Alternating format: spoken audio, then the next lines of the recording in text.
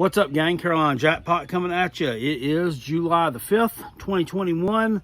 Welcome to the best Gamecocks YouTuber on YouTube, and I am continuing with my series of college football team picks and predictions for the 2021 season. If you wouldn't mind, before you even watch the rest of this video, hit this thing with a thumbs up, because I'm telling you, it's going to be good content. If you really enjoy the content that you see here, after you hit it with a thumbs up and after you've watched the whole thing, subscribe to the channel if you're not subscribed already.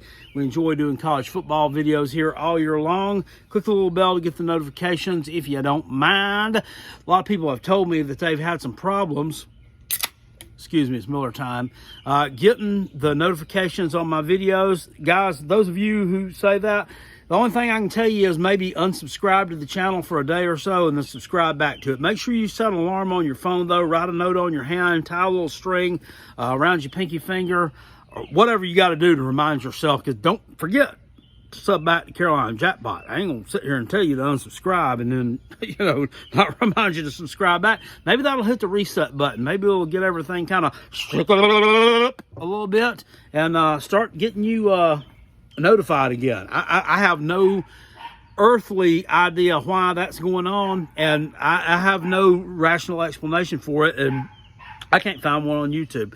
Nobody even gives a good breakdown on that one, but it is what it is. I'm going to jump into this one feet first. Someone's gone on ahead and thrown me the cement kickboard, and I'm going to jump into the deep end of the pool. I'm doing the picks and predictions video. This thing is hot, and I'm going to take it off because it's really hot out here today. Tennessee Vols 2021 season. Nobody wants to touch this one. I've seen all kind of picks and prediction videos on various teams in various conferences thrown out there for 2021. Nobody seems to want to touch these guys. I'm going to do it, though. Why? I mean, it's not intimidating to me. We're going to break them down. We're going to talk about what you got coming back on offense, what you got coming back on defense, what your coach looks like, what your schedule looks like, and I'm going to give an honest, unbiased opinion as to your final record for the 2021 season. Let's get right into this thing. Recruiting-wise, Tennessee has done pretty well the past few years. An elite level, no, but they've done pretty good. Probably not as good as they would like, as good as they think that they really are, as much as they think they mean to college football. They really don't mean as much to college football as they think they do. But in 2018, they had the number 21 ranked recruiting class. 2019, the number 13 ranked recruiting class. 2020, the number 10 ranked recruiting class. In 2021, they finished up with the number 22 ranked recruiting class, which is the lowest of the four after they had been ranked up at like number 3 at one point. During that 2021 cycle, it was one of those cases where they've been racking up a bunch of low 4 stars and 3 stars, and they went out there and jumped on everybody before everybody got a chance to get them, and it made their numbers skew a bit and look a lot better than they were. The elite teams out there caught up with them towards the end of the recruiting cycle and kind of made them look silly. Of these players that I'm talking about, the majority of them are not there anymore. As you know, Tennessee had probably the worst offseason of any team in the Power 5 in major college football history. I mean, rocked by the Jeremy Pruitt and assistant coach, the pay-for-play stuff, the stuff in the cash and the McDonald's bags, rumors which Tennessee fans are going to sit here and tell you that was proven to be not true. I don't believe that. You were doing something shady. You lost 25 players. 25 players to the transfer portal. How does that feel? You lost a fourth of your team, over a fourth of your team, to something that ain't even been around for like damn 4 years. That is absolutely nuts, and it's insane. Pre-transfer portal in 2020, you finished up 3-7, which was a very disappointing record for you. I know you beat my Gamecocks. We all know about that. Okay. You also picked up a win against Missouri at home before Missouri, kind of found out, what their quarterback could do. You also won your last regular season game against Vanderbilt. Congratulations. This year, you ushering in a new head coach in Josh Heupel. He was a late hire at the end of January. Your former head coach, Jeremy Pruitt, of course, let go amidst the McDonald's bag scandal. Josh Heupel comes in along with a new athletic director named Danny White. He has a record of 28-8 as a head coach. He's a head coach from 18 to 20 at UCF. Came in off the successes of one Scott Frost at Central Florida. Quite honestly, the teams that he had played worse every year, especially defensively. So it remains to be seen what you can really do as a head coach. Played from 1999 to 2000 at Oklahoma. In 97 and 98, you played for some from smaller schools. I really do not know what to expect here. I think a lot of people don't know what to expect from Josh Heupel. I think that he's going to turn the offense up a notch. I think that you're going to see a lot more of the vertical passing game. You're going to see a little bit more of the run to set up those deep passes. But my thing is, do you have the talent to execute this scheme? That's what it's all about. Running a faster type scheme like this, you've lost a lot of talent on the offensive line. Maybe this is the kind of offense that's just tailor-made for a team like you guys that have a lot of attrition and a lot of changes going on. But we'll see. At the quarterback position, Hendon Hooker looks like he's going to be the starter probably. He's a transfer from Virginia Tech, 744 yards rushing last year and 9 touchdowns. Right? That's a lot. Or was it 244? It looked like 744. Hold on just a second here. I can't read my sloppy handwriting sometimes. That seems like a lot of rushing yards for a quarterback.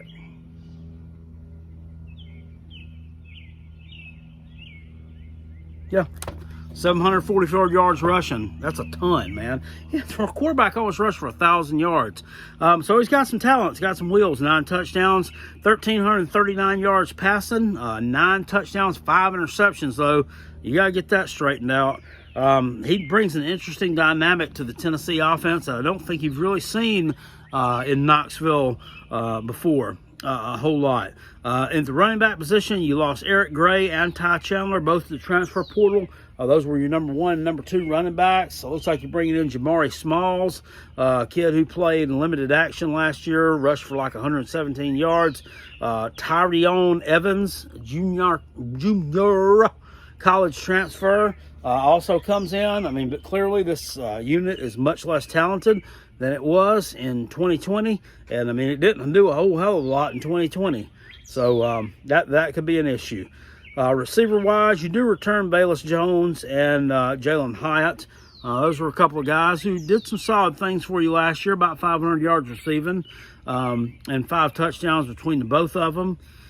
It would have helped if the quarterbacks that you guys have been playing could have thrown the ball to them instead of the opposite colored jersey a little bit more. It looks like you're adding some transfers and some true freshmen for 2021 with the new system. I think this unit probably will be a little bit better than what it was in 2020, even though you don't return as much experience as what you did back then. Offensive line wise, all kind of attrition there. You lose Wanye Morris, one of your better recruits of the last few years.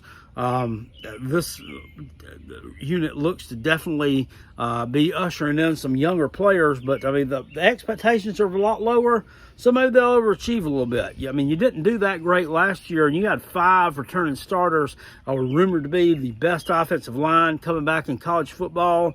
You were absolutely horrible, just terrible there, and it was sad, but at the same time it wasn't. So maybe you can do a little bit better there on the offensive line. You should be playing a little faster this year, so these guys may not have to stick with the blocks as long as they do, maybe release a little bit. So that would probably be a little bit more beneficial to a young, underdeveloped, and not quite as talented offensive line. Defensively, you're losing 3 of your top 6 tacklers, but you do return 7 starters. You lose Henry To'o at the linebacker position. He transferred out to Alabama. You also lose Quavaris Crouch, a young man from the Charlotte, North Carolina area that I thought at one time was smart, and he may become a South Carolina Gamecock. Turns out he's not real smart, and he's going to Michigan State. Looks like he's going to waste his career away in the frozen tundra of East Lansing, Michigan. Good luck to you there, young man. Welcome to football purgatory, or whatever you call it. You do return a decent amount of production up front and at defensive back. Not a lot of complaints there. It looks like the attrition is all at the linebacker position. Obviously, probably the most important position on the field defensively. So we'll see. What Tennessee can do there. Last year, it looks like, you gave up about 407 yards a game. Not great. And with your top 3 tacklers gone, I've got some mixed feelings as to what you can do in 2021 back there, especially against some teams that can air it out a little bit. Let's jump right into your schedule for 2021. We're going to pick those wins and losses right now. All right, September 2nd, Vols got Bowling Green, the Falcons of the the MAC at home. This is a Thursday night game. Why we're doing this on a Thursday night instead of the traditional Saturday night, I have absolutely no clue. They must be having some big redneck festival in Neyland Stadium on Saturday night, and the Redneck Festival took precedence and used the 100,000 seats instead of the Tennessee football team, so they conceded them. Guess what? I think Bowling Green concedes a win to you. I think you guys take care of business there against the Falcons. That's one of the worst teams in the MAC. Give me Tennessee to go 1-0 there. Next week, off of extra couple days rest, you got Pittsburgh at home. This is a game I think a lot of Tennessee fans point to as, it's going to be a big win. We're going to get this one. Don't think so. I think you lose this game at home. I just think Pittsburgh is just a better team than you are. All the way around, I mean, they're, solid defensively. The offense of Kenny Pickett, is it good? No, not really. I mean, it's not good. It's not great, but, they can do what they need to do to get the job done. They run the ball decent, and they can throw it well enough to win this game on the road. This reminds me of that BYU game a couple of years ago you went into after the stunning loss to Georgia State. You thought you were going to walk the dog against them. Guess what? BYU that year is better than Pittsburgh this year. And I don't think you beat those guys. So this kind of sets the tone for some stuff to come down the road. Once again, none of these predictions, I'm not being hateful, not being ugly. I'm looking at this not through Gamecock glasses, not through SEC East glasses. I'm looking at them through objective Carolina jackpot lenses, and that's what I see. I think Pittsburgh and Pat Narduzzi is better coached right now, and I think they take this win over you on September the 11th. September 18th, Tennessee Tech at home. I think you bounce back and you get the win here over a team from the Ohio Valley Conference. Relatively easy at home.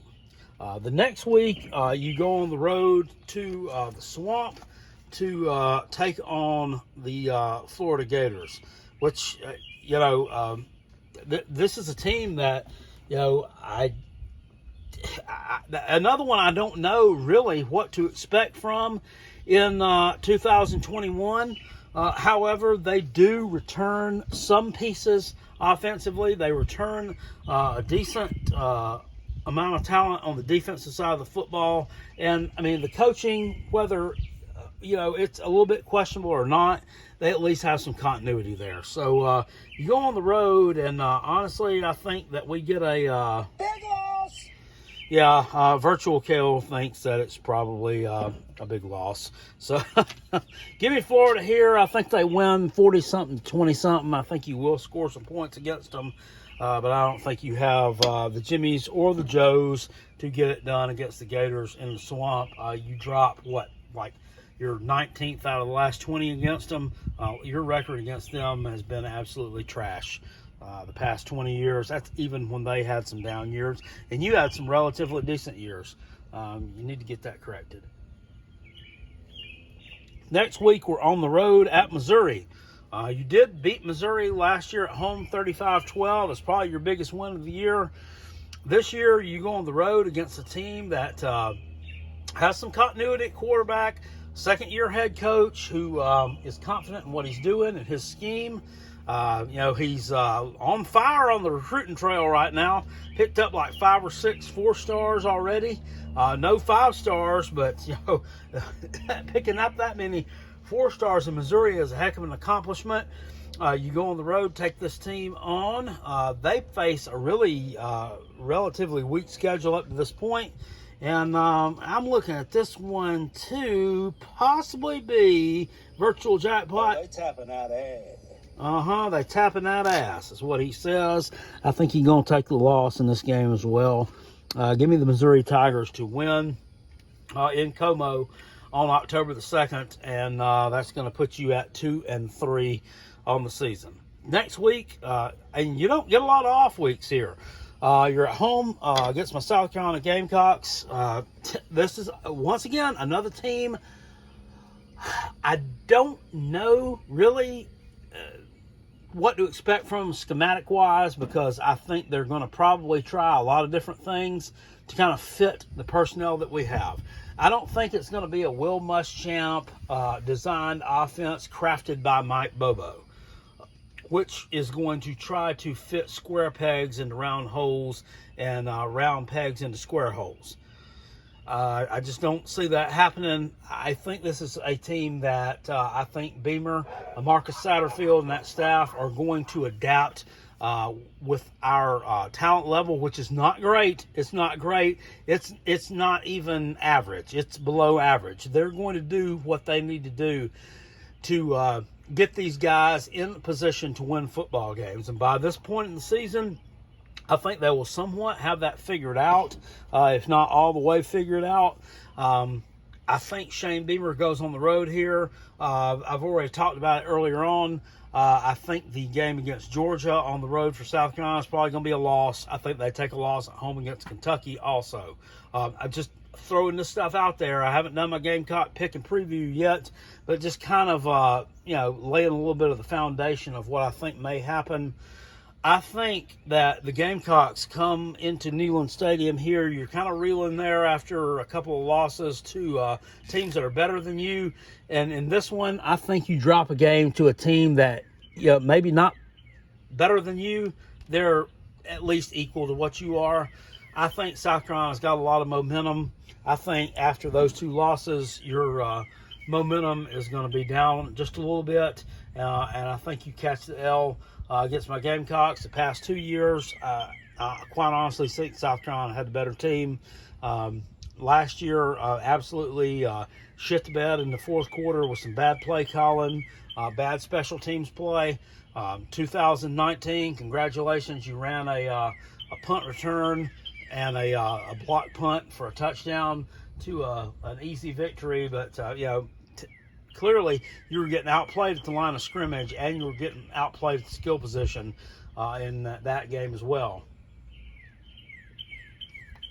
This year, South Carolina comes back out on top, where they should be, and you take that loss there in Neyland Stadium as well. That drops you to 2-4 on the regular season. Next week, you're at home against the Ole Miss Rebels. Lane Kiffin and his bunch have a pretty high-powered offense, so I'm thinking virtual jackpot. What do you think? Another big loss. Yeah, another big loss. I don't see it. Jerry and Ely coming back at running back for Ole Miss. Matt Corral, the beach bum, probably either the best or second best quarterback in the SEC, depending who you're talking to. Yeah, you do have some good players coming back in the secondary, and you have some good players coming back up front. But I just don't. I just think that your offensive production is going to be kind of putrid this year. And despite the fact that you may get them, you may create some turnovers, you maybe get some stops against them. I mean, how are you going to score? Even though that defense is piss poor, I still think they can stop you guys. So, unfortunately, I see you taking your fourth loss in a row at home to Ole Miss. That's going to drop you to 2-5 on the season. And right now, I mean, what are Vol fans going to be saying about Josh Heupel? Hopefully, they kind of give him a pass right now. And we don't give him too hard of a time. The next week you're on the road at Alabama. Alabama's a team that's kind of, I mean, they're not really rebuilding offensively, they're reloading. That's exactly what they're doing. This is a team that has reeled in the number 1, the number 1, the number 2, and the number 1 recruiting classes the last few years. I mean, does anybody really have a lot of questions out there about the fact that they lost Mac Jones, they lost Najee Harris, they lost a Heisman Trophy wide receiver, they lost another NFL-type wide receiver in Jerry Jeudy. John Mechie III was like their number 4 wide receiver, and he's the top returning catcher or top leading returning receiver for Alabama. Do you really have a lot of questions, though, what they're going to be able to do? That defense that they have coming back is absolutely filthy. And that's going to be able to it's going to be able to provide a stopgap for an offense that may have to reload a little bit this year. Maybe the production is not what it's been the past few years. They're not going to suffer a whole lot. They're still going to be back in the playoffs. You go on the road here. This used to be like the second or third, what they call it, third Saturday in October. It was like one of the biggest games in the SEC every year. This year, just another.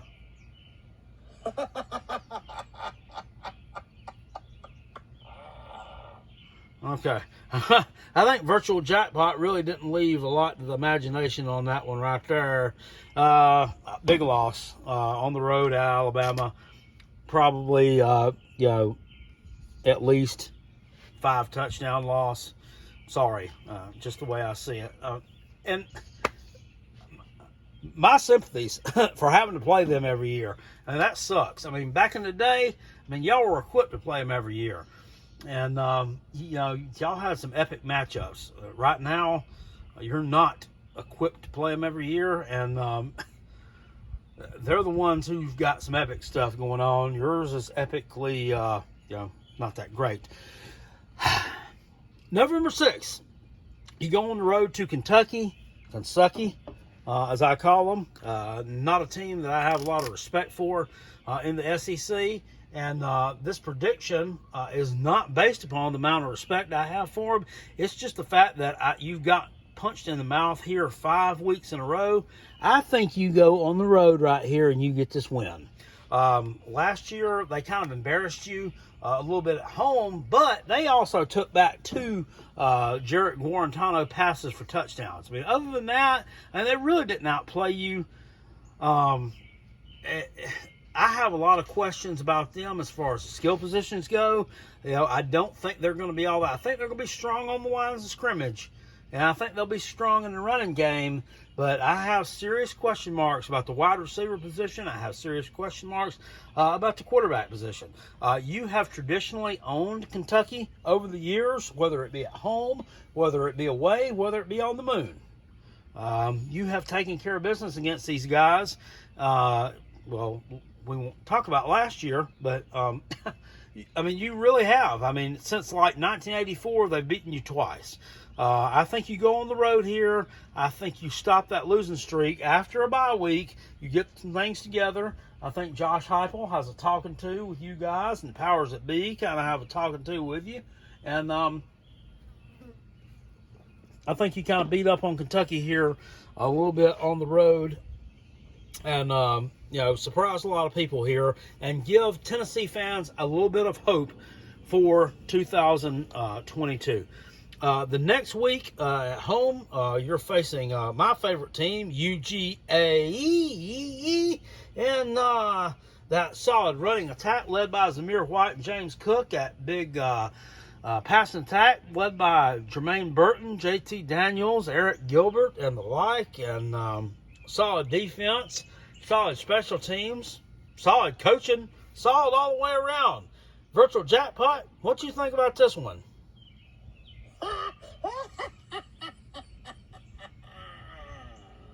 Okay, well, it sounds like Virtual Jackpot thinks that this is probably going to be another loss for you guys. I'm sorry. Georgia's had your number for quite a few years now. I think this will be 5 in a row after you kind of upset them a little bit there in 2000. Well, it wasn't really an upset. You had a better record than them in 2016. Kind of threw that Hail Mary up with Josh Dobbs there at the end of the game. But since then, it's been all Georgia. And I think this one right here may be one of the worst. They're going to be looking to make a statement right here. Give me UGA to win this one. 11-20, you take on South Alabama at home, a team that I don't know a lot about. I know their coach is someone that has, a tremendous amount of respect among the group of 5 head coaches. They're bringing Jake Bentley, former Gamecock quarterback, former Utah quarterback, right, for like 3 games, in to call the signals for him this year. Yeah, I think Jake, he may be okay. If he can throw passes and complete them to South Alabama jerseys and not other Sun Belt Conference jerseys, they may be okay. If he, does the same things he did at South Carolina, they may be just going ahead and telling him to take a seat and, prepare for a job in whatever your major was, sir. What is Jake Bentley right now? Like 27, 28? I don't know. Not really sure about that. He's pretty old. I think you take a win against them here. I don't know that it's necessarily going to be easy. As far as Bowling Green, Tennessee Tech, South Alabama, obviously, maybe a series for a minute here. As far as the weaker 3 teams on your non-con schedule, this is probably the least weak of all those. At least props to you for scheduling Pittsburgh. This is a team, I think you probably thought you could beat them when you scheduled them, but you ain't going to beat them. So it really doesn't look like a smart move now. But still, props to you for scheduling them. Anyway, I do think you take care of the Jags of the conference of the Sun Belt, and so you improve your record there to 4-7 on the year. And on the 27th of November, you got Vanderbilt at home. You beat them 42-17 last year.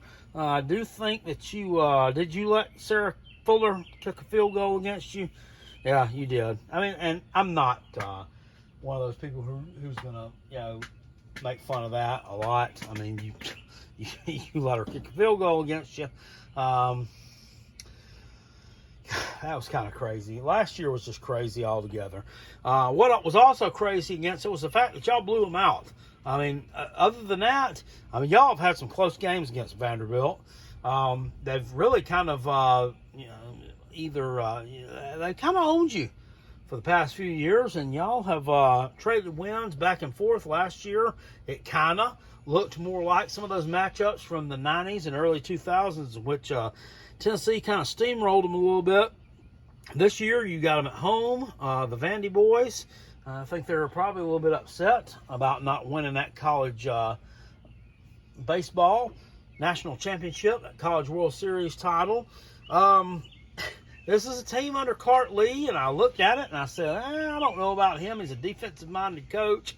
How's he going to be any better than Derek Mason? I'm going to tell you how he's going to be better. He's got a lot of returning talent on the offensive side of the football. They played about 5 games last year where they were actually in the game. Despite finishing 0-9, Vanderbilt is a team that is going to finish with a much better record in 2021 than they finished with in 2020. You take them on at home. With that being said,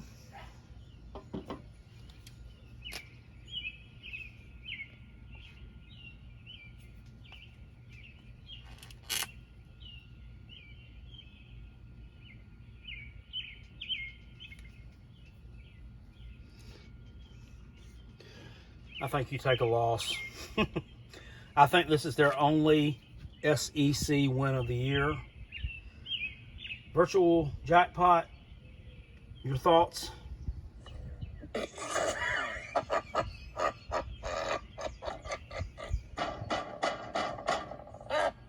Okay, you don't have to get all crazy with it. Stop. I think you take the loss there against Vanderbilt. I just do, guys. I'm telling you, Vanderbilt is going to win an SEC game sometime this year, and I think this is the best chance for them to get it. I mean, it's a rivalry game. It's at the end of the season. I mean, you could be banged up a little bit. You don't have a lot of depth. You sure as hell don't have a lot of depth. You lost 25 players to the transfer portal. Yeah, and I know you're bringing in some players, but, I mean, you don't have the depth that you had. They haven't lost anybody. So that's just my thinking, guys. I'm sorry. That's what I've come up with, and it's going to be what it's going to be. I'm predicting you 4-8 overall, 1-7 in the SEC. If you want to cry about it in the comment section. If you agree with me, go on ahead and tell me you agree with me. I mean, there's, nothing here is going to piss me off. Sometimes one just has to deliver an unpopular message. We just have to sometimes have a tough conversation. And that's what I had here today with the Tennessee fan. I think you lose to South Carolina. I think you lose to Vanderbilt. And I think you pick up a win. And I think it's going to be against Kentucky. Now, if I had to swap any of those out, I say you lose on the road to Kentucky and you beat Vanderbilt at home. You're not beating my Gamecocks. You're just not. They're going to use that as a tremendous recruiting tool. And that game, they're going to go into Knoxville and get a win and use that as a tool for Shane Beamer to get a few more welcome homes for the 2023 class from the Tennessee area. Because there's some fertile football recruiting ground up there that we haven't quite tapped into yet. And we come in for you, whether you like it or not. So that's my picks and predictions of the Tennessee Vols for the 2021 season. I think you go 4-8. I think you finish 1-7 in the SEC. At best, you finish 2-6. But that's my honest take on it. You have just lost too much production. You've lost too much on the lines of scrimmage. And honestly, there's just too much upheaval to think that you are going to be able to cohesively pull off, enough wins to go 6-6 or whatever it takes to qualify for a bowl game. Tennessee doesn't make a bowl game this year. You have a crappy year, but give Josh Heupel time. I think that he's a decent head coach, and I think he will get you where you need to go eventually. That's my picks and predictions for the Tennessee Vols, guys. If you enjoyed this video, please hit that old thing with a thumbs up. If you really enjoyed it, hit it with a double thumbs up. I'm just kidding. You can't hit it with a double thumbs up. If you could, I would like to find a way for you to do it. Hit it with a thumbs up. Subscribe to me if you're not subscribed already. We're going to do college football videos here all year long, especially when the college football season gets going. We're going to do picks and predictions against the spread every week. Those are really popular. We also do a live show here 2 times a week. We do it on Wednesday nights at 9:30 and on Sunday nights at 9:30, the Rob and Kell Show. That is really popular. Make sure you get on there, drop us a super chat. If you want to drop us another donation, I'm going to link it down in the description box below how you can actually do that. I'd like for you to send us a PayPal at kale8670@AOL.com. That way, the donation that you give us to me, the one that you give it to me, actually gets to me and our channel. Half of it doesn't go to Google and their greedy asses, and half of it doesn't go to us. That way, no one steals your money, no one steals my money, and everybody's happy. Right? I'll see y'all later, guys. I appreciate y'all. Love you. Peace. And I'm out. Go Gamecocks. Go Coach Beamer. Welcome home, baby. Woo!